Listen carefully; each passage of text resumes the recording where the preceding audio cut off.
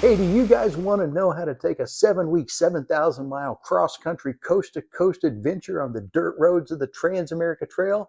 Well, follow us. We're going to show you how to do it. Let's go.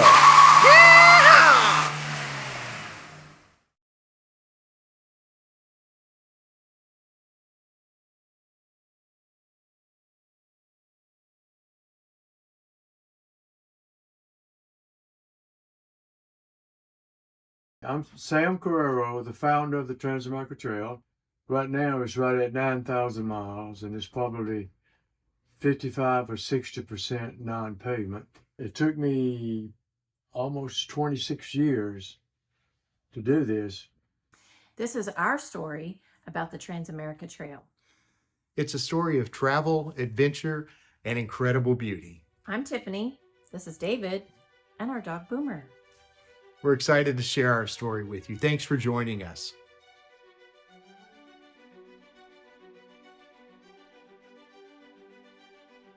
Today, we launched the Best Life Adventure channel on YouTube, Facebook, and Instagram. That means we're exactly 30 days away from leaving on our huge cross-country adventure on the dirt roads of the Transamerica Trail. We needed something big to help us launch our channel. We felt like the story of two people in a Jeep taking on this huge cross-country off-road adventure alone had that kind of potential. The trail was initially designed for off-road motorcycles, and here we're talking about doing it in our Jeep. In order to do the trip that we wanted, we really needed about 3 months. But we only had about 57 days.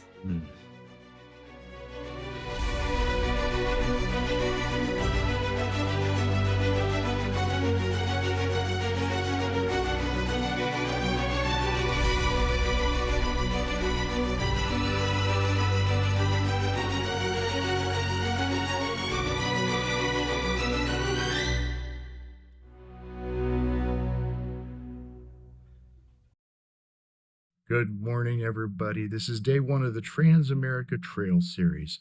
We're just about ready to go. You can see we've got the Jeep opened up in the back. We're doing our last minute checks, working through our checklist just to make sure that we've got everything ready to go, loading up the cold stuff that's been inside the house.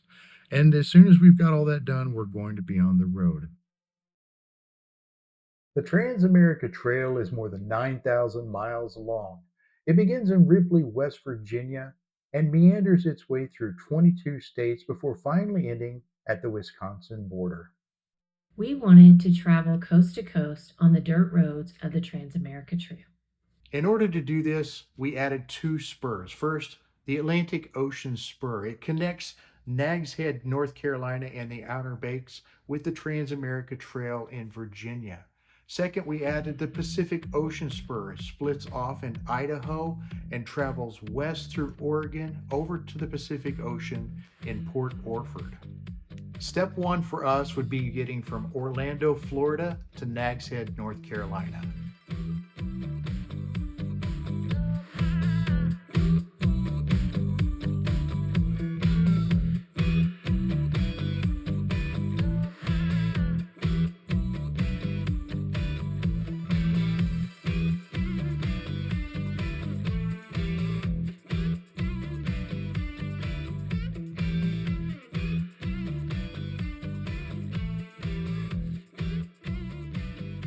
Oh my God, we were so excited.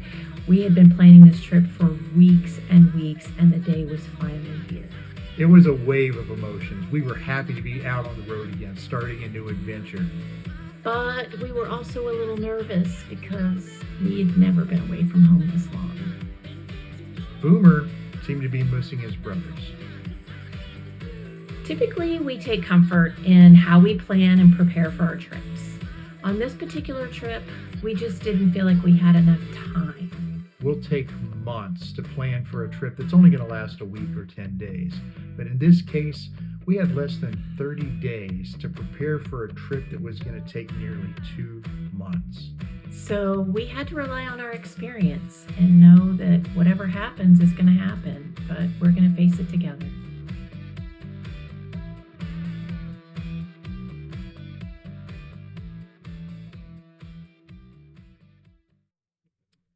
Hey, Boomer, want to hear a joke about construction? I'm still working on it.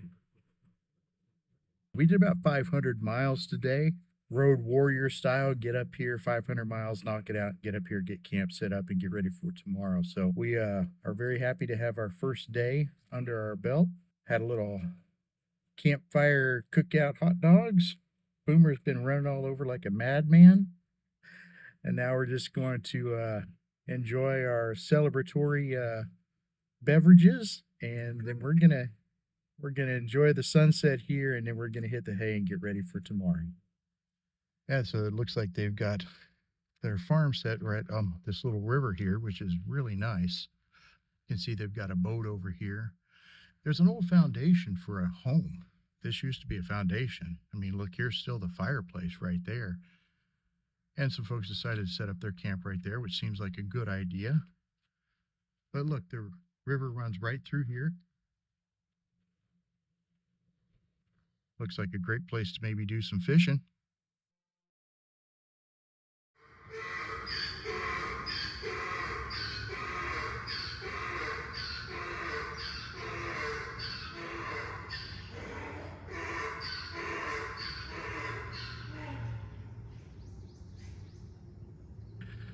We ended up waking up early, mostly because over here behind the camera, there's a donkey that decided he wanted to start singing about 6 o'clock this morning.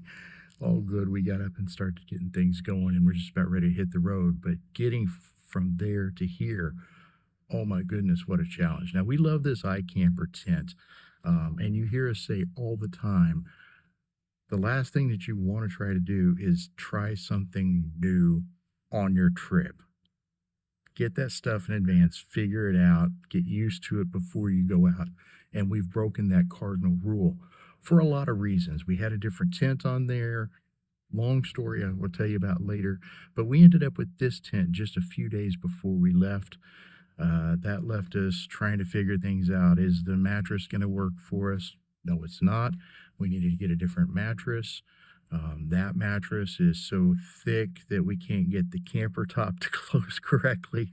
And so we've been fighting that. We spent over an hour trying to get the camper shell to close up this morning. And so now I thought we'd be rolling by about 7:30. Here it is about 8:30, and now we're about to say 15. And by 8:30, we will have eaten our breakfast and be on the road.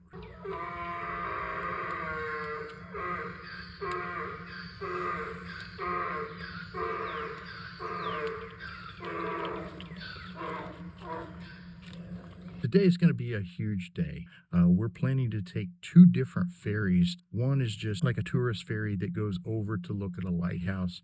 The other is actually the transportation ferry, and that's the one we're going to put the Jeep on the ferry and go over to Ocracoke, where we're going to be staying. That's a separate island, and it puts us one step closer to the beginning of the Transamerica Trail. Because we had such a short time to prepare, we just couldn't get everything done that we needed to get done. The one thing that was weighing on us the most now was that we did not have a backlog. We had hoped that we would have a stack of completed videos so that while we were on the trip, we could continue to publish. We had the footage to create several videos. We just didn't have the time. And we knew with our brand new channel, we had to keep publishing content. But that just didn't happen. Now we found ourselves in a real dilemma. I mean, how are we going to keep content rolling out while we're on the road on a relatively tight time schedule? We're at the Outer Banks in North Carolina.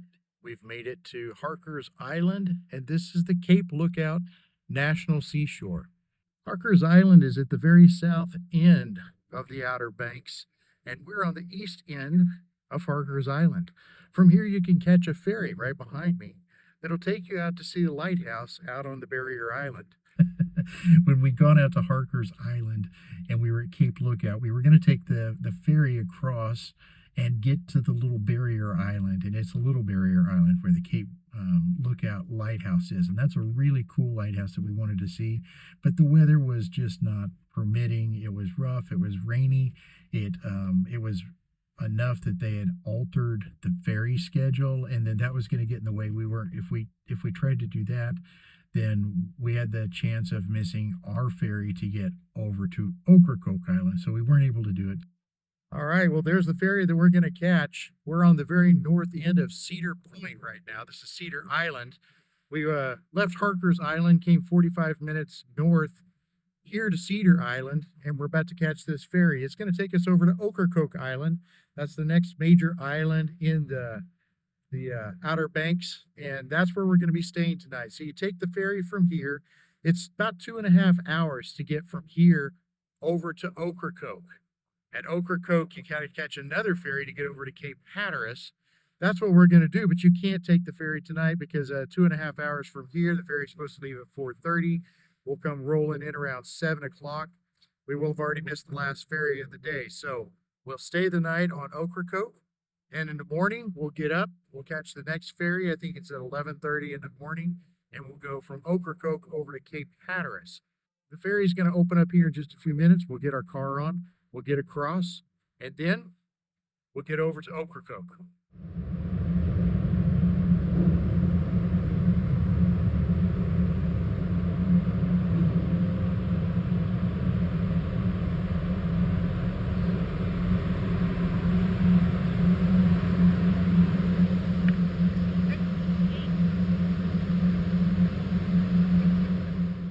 The drive from Thompson Farm to Harkers Island was 3.5 hours. And then we had a 2.5 hour ferry ride. Together that gave us 6 hours, in which time we were able to complete our first video produced on the road. It was our Bryce Canyon video, and if you've not already seen it, go and check it out. We were very happy with it. It came out great. We posted it to YouTube, congratulated each other, and celebrated because we had just found a solution for our first major obstacle.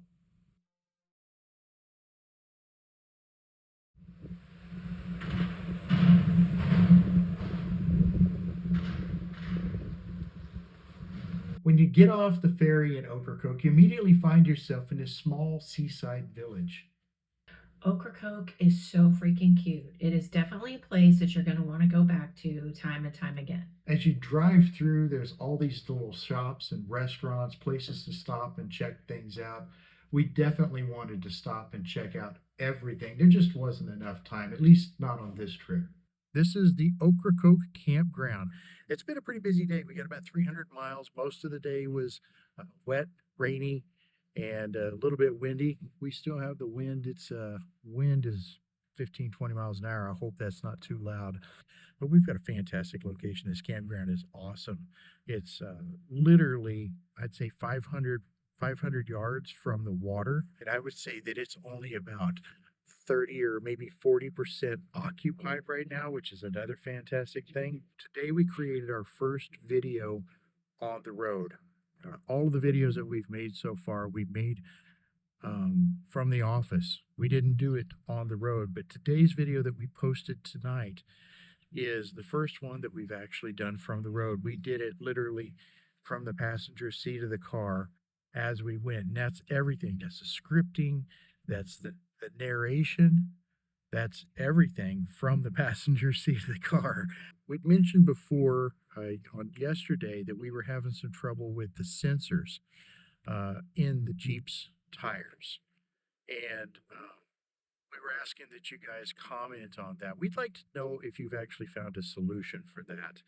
We've had our mechanic friends look at it. They've tried it. They've replaced some of them, reset them, reprogrammed them, done all kinds of things to try to get those tire sensors to be more accurate, but they're just not accurate. So I'd love to hear if you guys have a solution for that, because it's really kind of irritating at times when it's telling you that your tires are 30 in the front and 40 in the back, and you go around and measure them and they're nowhere near those numbers. So yeah, if you've got a solution for that, please let us know in the comments. Thank you. Mashed potatoes, old-fashioned way, called add hot water. Nice. My favorite. is quicker than peeling potatoes and cutting them. Right now, I just want to get in bed, snuggle, because it's cold. In the next episode, we'll continue to work our way through North Carolina's Outer Banks to Nags Head and the start of the Atlantic Ocean spur of the Transamerica Trail. Please join us as we begin this epic cross-country adventure. The Transamerica Trail series is brought to you by Extreme Jeeps and Trucks in Orlando, Florida, and by RCI Jeep and 4x4 in Melbourne, Florida.